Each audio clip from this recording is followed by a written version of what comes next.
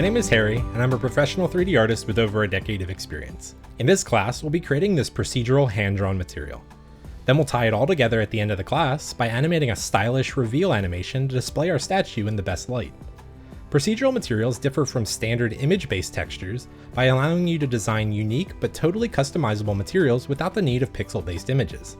This means that you can apply this hand-drawn material to virtually any model you can think of to make it look like a classical etching from the 16th century. Speaking of classical artwork, have I mentioned that we'll be working with this awesome rhinoceros sculpture made by Henry Alfred Jacquemart in 1878?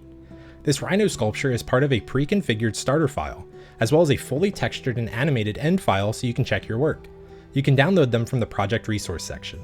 Just make sure that you have Blender 3.5 or newer installed. In this class, you'll learn the basics of procedural texture creation.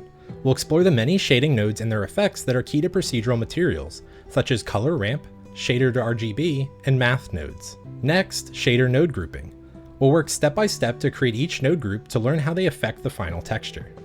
After that, we'll create a lighting reveal animation. By animating our lights on and off in sequence, we'll create a stylish reveal animation loop with just a few simple keyframes. Lastly, rendering. We'll do some really simple compositing in Blender before rendering our final animation.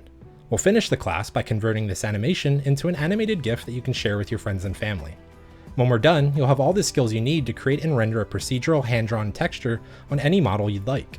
This class is meant for intermediates, but that doesn't mean that you'll be hopelessly lost if you're a beginner.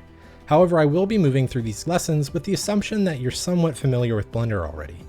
If you're just getting into Blender, I'd highly recommend that you look at my teacher profile for a beginner class of mine. These beginner classes will give you the best starting experience if you're brand new to Blender. I hope you'll join me on this journey through the awesome world of procedural texturing in Blender.